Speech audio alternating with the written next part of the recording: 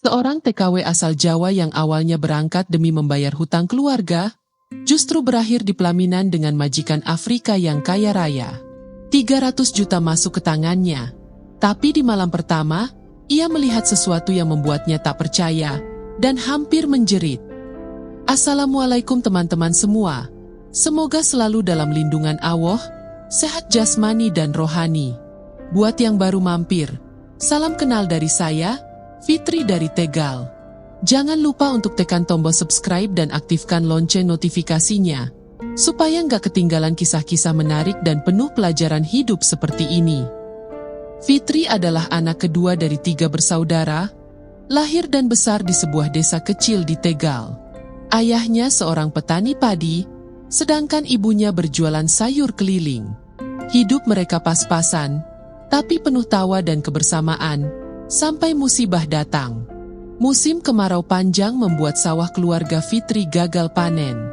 Bukan hanya itu, ayahnya sempat jatuh sakit sehingga tidak bisa bekerja. Hutang kepada tengkulak menumpuk, sementara kebutuhan sehari-hari dan biaya sekolah adiknya tak bisa ditunda. Fitri, yang saat itu hanya bekerja di warung kecil dengan gaji pas-pasan, mulai merasa tertekan. Malam itu, Fitri duduk di teras rumah ditemani cahaya lampu teplok. Hatinya gelisah, memikirkan bagaimana cara membantu keluarganya keluar dari kesulitan. Ibunya duduk di sebelah, berusaha tersenyum meski jelas terlihat lelah. "Bu, kalau Fitri kerja ke luar negeri, gimana?" tanyanya pelan. Ibunya menoleh kaget. "Luar negeri? Kemana? Nanti kalau ada apa-apa gimana?" Nada khawatir jelas terdengar. Keesokan harinya, Fitri mendengar kabar dari tetangganya, Mbak Rina, yang baru pulang dari Afrika. Dengan mata berbinar, Mbak Rina bercerita tentang pekerjaannya sebagai asisten rumah tangga di rumah seorang pengusaha kaya di sana. Gajinya besar, setara 7 juta sebulan. Majikannya baik, rumahnya mewah.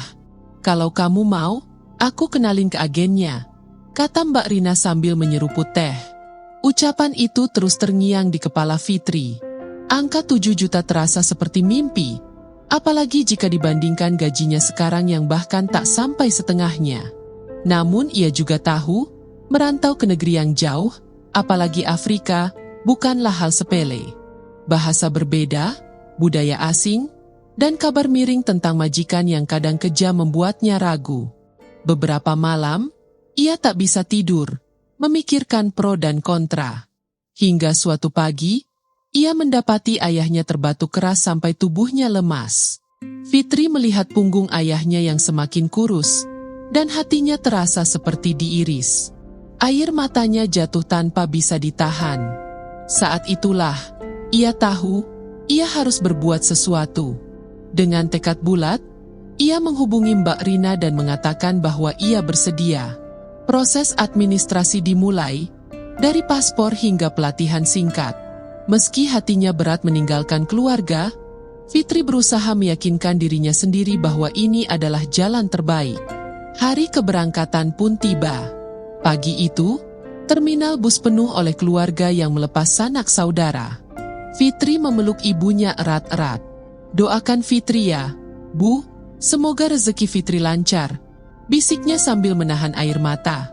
Ayahnya, yang sudah sedikit membaik, hanya menepuk pundaknya dengan mata berkaca-kaca. Bus melaju meninggalkan desa, membawa Fitri ke perjalanan panjang yang akan membawanya jauh ke negeri orang. Ia tak pernah membayangkan bahwa langkah yang ia ambil hari itu adalah awal dari kisah yang akan mengubah hidupnya selamanya. Perjalanan ke Afrika terasa panjang dan melelahkan bagi Fitri. Dari Surabaya, ia terbang menuju Jakarta, lalu transit di Doha sebelum akhirnya mendarat di sebuah bandara besar di negara tujuan. Udara panas dan aroma asing langsung menyambutnya ketika ia melangkah keluar. Orang-orang berkulit gelap berlalu lalang, bahasa yang terdengar di telinganya pun terdengar seperti lantunan cepat yang tak ia mengerti.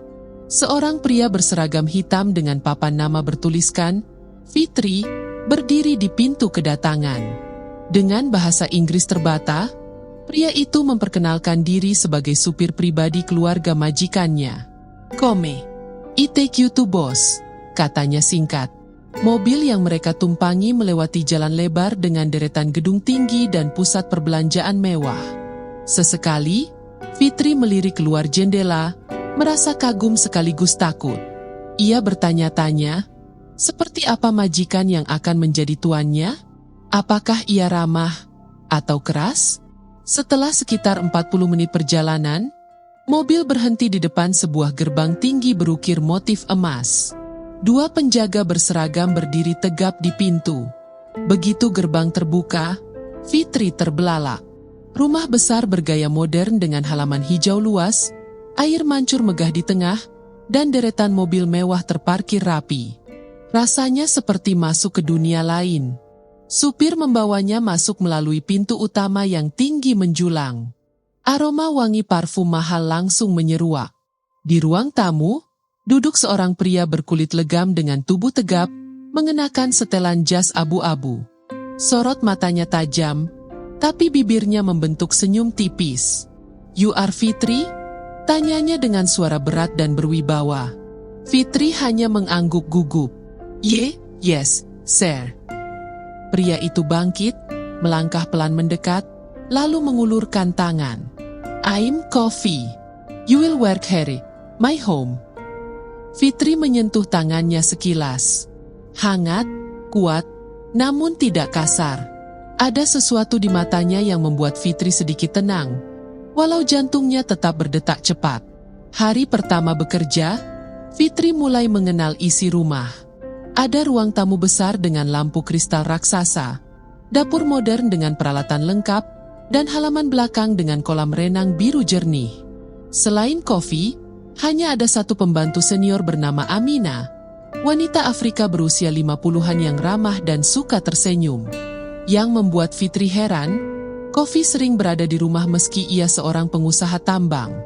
Terkadang ia hanya duduk di teras membaca koran, atau mengamati Fitri yang sedang bekerja. Tatapannya tidak seperti majikan yang memandang bawahannya, melainkan seperti seseorang yang sedang menilai, menimbang, dan entah apa lagi. Suatu sore, ketika Fitri sedang membersihkan meja makan, Coffee tiba-tiba berkata, "You are different, Fitri, you work with heart." Fitri kaget, lalu tersenyum kikuk. "Thank you, sir." Ia tidak tahu, pujian singkat itu adalah tanda awal dari sesuatu yang lebih besar, sesuatu yang akan mengubah hubungannya dengan sang majikan. 3 bulan sudah Fitri bekerja di rumah besar itu. Ia mulai terbiasa dengan ritme harian, menyiapkan sarapan, membersihkan ruangan, dan membantu Amina memasak. Hubungannya dengan Coffee berjalan baik. Pria itu jarang marah, bahkan sering menanyakan kabar keluarga Fitri di Indonesia. Namun, ada satu hal yang tak pernah lepas dari perhatian Fitri, tatapan Coffee. Setiap kali ia lewat membawa teh atau membersihkan meja, pria itu selalu menatapnya lama. Bukan tatapan mengancam, tapi seperti seseorang yang sedang memikirkan sesuatu penting. Sore itu, saat matahari mulai tenggelam, Amina datang menghampiri Fitri yang sedang di dapur. "Boss wants to see you now." Suaranya terdengar serius. Dengan langkah hati-hati, Fitri menuju ruang tamu. Pintu besar terbuka, dan di dalamnya Coffee duduk di kursi kulit hitam, mengenakan jas rapi. Di meja di depannya, ada 2 cangkir teh dan sebuah kotak kecil berwarna merah marun. "Sit, Fitri," ucapnya lembut namun tegas. Fitri duduk dengan tangan dingin. Jantungnya berdegup kencang. Coffee menatapnya dalam-dalam, lalu berkata, "I've been thinking, you are a good woman, kind, and honest. I want you to be my wife." Kalimat itu membuat Fitri terperanjat. Ia hampir yakin salah dengar. Mari? Mi?" Suaranya nyaris berbisik. Coffee mengangguk, lalu membuka kotak merah itu. Di dalamnya ada cincin emas dengan batu permata biru yang berkilau memantulkan cahaya lampu. "I will give you $20,000 for your family. And I will take care of you," katanya pelan namun mantap. Fitri terpaku. Hitung cepat di kepalanya, $20,000 setara dengan 300 juta rupiah. Jumlah itu lebih dari cukup untuk melunasi hutang keluarganya. Bahkan bisa membangun rumah baru untuk orang tuanya. Namun di sisi lain, pikirannya dipenuhi pertanyaan. Bagaimana mungkin ia menikah dengan orang yang baru dikenal 3 bulan? Bagaimana keluarganya akan bereaksi? Dan apakah ia benar-benar bisa hidup bersama pria asing yang budaya dan bahasanya berbeda? Coffee menatapnya, seolah bisa membaca kebingungannya. I don't want to rush you, but I'm serious. You can think tonight. Malam itu, Fitri tidak bisa tidur. Ia menatap foto keluarganya yang ia simpan di meja kamar. Bayangan wajah ayah dan ibunya, senyum adiknya, serta kondisi rumah yang mulai rapuh berputar di pikirannya. Air matanya mengalir. Di satu sisi, ini kesempatan langka. Di sisi lain, ia takut mengambil langkah yang salah. Pagi berikutnya, Fitri memberanikan diri mengetuk pintu ruang kerja Coffee. Saat pria itu menoleh, Fitri menarik napas panjang. Akcep, katanya pelan. Senyum tipis terukir di wajah Coffee. Ia berdiri, lalu menunduk sedikit di hadapan Fitri. Tang you won't regret this. Fitri tidak tahu, kata-kata itu kelak akan terasa begitu berat baginya. Hari pernikahan itu tiba jauh lebih cepat dari yang Fitri bayangkan. Setelah menerima lamaran Coffee, persiapan langsung dimulai. Penjahit pribadi keluarga mengukur tubuhnya untuk membuat gaun putih indah dari kain satin lembut. Dihiasi payet berkilau yang memantulkan cahaya setiap kali ia bergerak. Tukang bunga memenuhi rumah dengan mawar putih dan lili segar. Aromanya memenuhi udara. Pagi itu, Fitri berdiri di depan cermin besar, mengenakan gaun yang membuatnya merasa seperti bukan dirinya sendiri. Rambutnya disanggul elegan, dihiasi mahkota kecil bertabur kristal. Make-up artis merias wajahnya dengan sentuhan lembut, menonjolkan matanya yang sayu namun cantik. Amina tersenyum haru melihatnya. You look like a queen, Fitri. Upacara digelar di sebuah ballroom hotel bintang 5 di pusat kota. Langit-langitnya tinggi dengan lampu kristal raksasa bergantung di tengah. Karpet merah membentang dari pintu masuk hingga ke pelaminan yang dihias bunga segar. Tamu undangan mulai berdatangan. Para pebisnis tambang, pejabat, dan kerabat Coffee dari berbagai negara. Lantunan musik lembut mengalun, menciptakan suasana megah dan anggun. Saat pintu besar dibuka, Fitri melangkah masuk sambil menggandeng Coffee. Sorot lampu kamera dari berbagai arah membuatnya silau. Semua mata tertuju padanya. Ada decak kagum, bisik-bisik, dan senyum ramah dari para tamu. Di tengah semua itu, Fitri mencoba menenangkan hatinya yang terus berdebar. Pernikahan berlangsung dengan adat setempat yang unik, diikuti janji suci dalam bahasa Inggris. Saat Coffee menyematkan cincin di jarinya, Fitri merasakan sensasi dingin logam yang seolah mengikatnya ke jalan hidup baru. Kilau cincin itu mengingatkannya pada jumlah uang yang akan segera ia terima, dan pada keluarga di kampung yang sedang menunggu kabar. Usai akad, resepsi dimulai. Meja-meja penuh hidangan mewah, daging panggang, seafood segar, dan kue bertingkat yang menjulang tinggi. Musik berganti menjadi irama lebih ceria, dan para tamu menari di lantai dansa.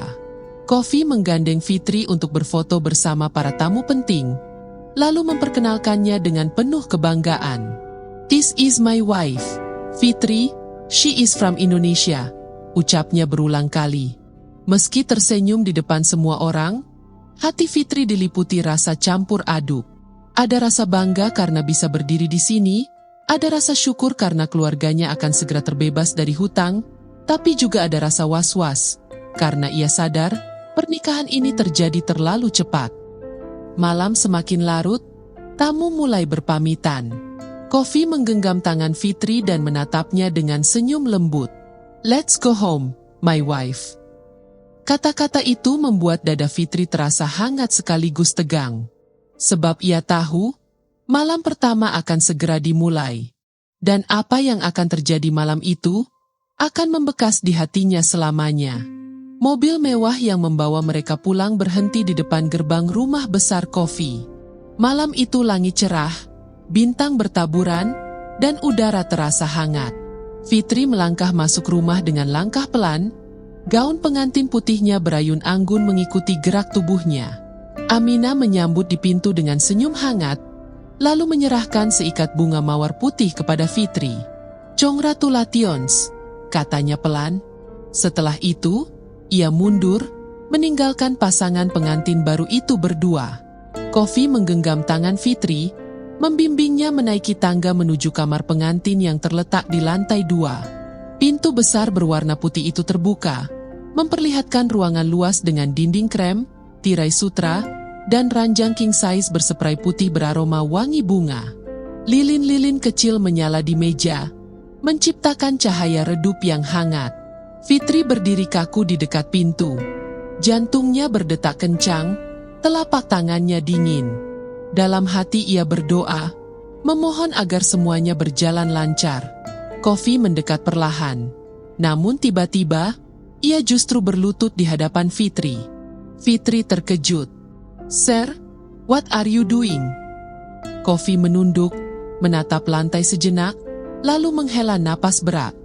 "Fitri, before we start this new life, I must tell you the truth." Nada suaranya berubah serius, bahkan sedikit bergetar. Ia lalu berjalan ke meja di sudut ruangan, mengambil sebuah kotak kayu kecil, dan membukanya. Di dalamnya, berderet botol obat berlabel asing. "I'm sick, Fitri. I've been sick for 2 years. My heart, it's weak." Fitri membeku di tempatnya. Ia tak pernah menduga kalimat itu akan keluar dari mulut suaminya, tepat di malam pertama mereka. Kofi melanjutkan, "I married you not just because I love you, but because I need someone I can trust. Someone who will stay, not for money, but for me." Matanya basah, suaranya serak. Fitri menelan ludah. Di satu sisi, ia ingin marah karena merasa tak diberitahu sejak awal. Di sisi lain, hatinya tersentuh oleh kejujuran pria ini. Semua bayangan malam pertama yang ia pikirkan lenyap begitu saja, terganti dengan rasa iba dan kebingungan. Ia duduk di tepi ranjang, menatap cincin di jarinya. 300 juta rupiah memang bisa mengubah hidup keluarganya. Tapi bagaimana dengan hidupnya sendiri? Apakah ia siap menjalani pernikahan yang bukan hanya tentang cinta, tapi juga tentang merawat seseorang yang sakit? Kofi mengulurkan tangan, menggenggam jemari Fitri. "If you want to live, I will understand." Fitri menatapnya lama. Di balik tubuh besar dan wibawa yang selama ini ia lihat, ternyata ada hati yang rapuh dan penuh rasa takut. Malam itu, bukan gairah yang memenuhi kamar pengantin, melainkan keheningan dan keputusan yang akan menentukan arah hidup Fitri selanjutnya. Malam itu, Fitri tidak langsung menjawab. Ia duduk di tepi ranjang, menunduk, sementara Kofi tetap memegang tangannya. Lilin di meja berkelip tertiup angin dari jendela yang sedikit terbuka. Suasana hening, hanya terdengar detak jam dinding dan napas mereka yang berat. Fitri memandang ke lantai, pikirannya berputar cepat. Ia mengingat kembali semua perjalanan hidupnya. Dari sawah di kampung, teras rumah sederhana tempat ia berbicara dengan ibunya tentang bekerja di luar negeri, hingga langkah pertama di rumah besar Kofi. Ia juga mengingat alasan utama menerima lamaran ini, uang 300 juta yang bisa menghapus hutang keluarga. Tapi sekarang, kenyataan yang dihadapinya jauh lebih berat dari sekadar urusan uang. Pelan-pelan, ia melepaskan genggaman tangan Kofi, lalu berdiri. Ia berjalan ke jendela, menatap langit malam Afrika yang bertabur bintang. Dalam hati ia berdoa, meminta petunjuk. "Aku tidak tahu, apakah aku siap?" gumamnya dalam bahasa Indonesia, suara nyaris tak terdengar. Kofi bangkit, menghampirinya. "I understand, I don't want to trap you," ucapnya lembut. Fitri menoleh, melihat mata pria itu yang tulus meski tubuhnya menyimpan kelemahan.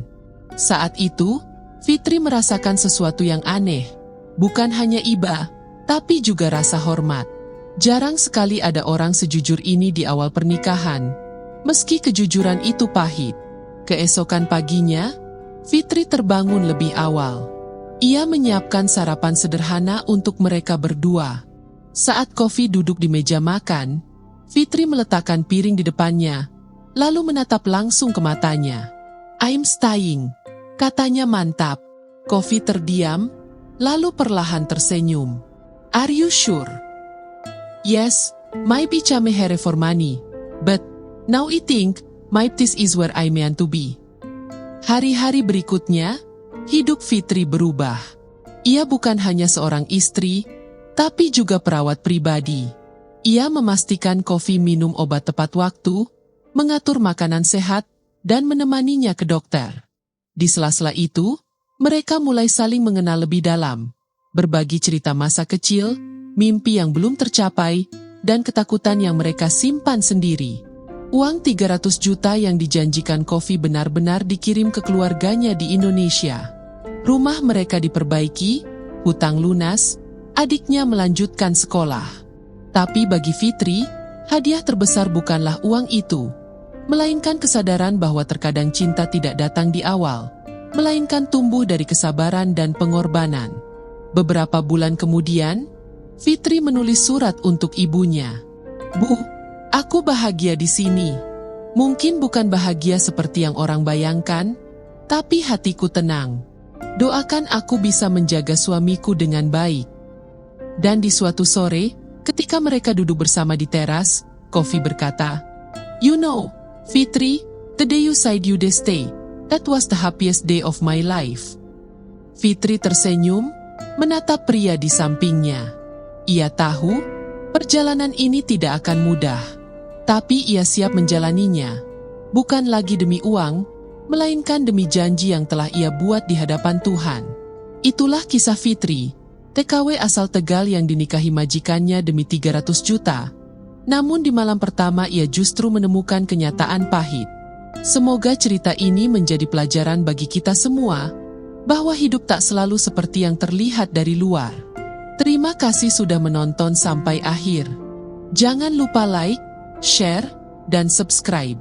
Semoga kita semua diberi kesehatan, rezeki yang berkah, dan kebahagiaan dunia akhirat. Wassalamualaikum.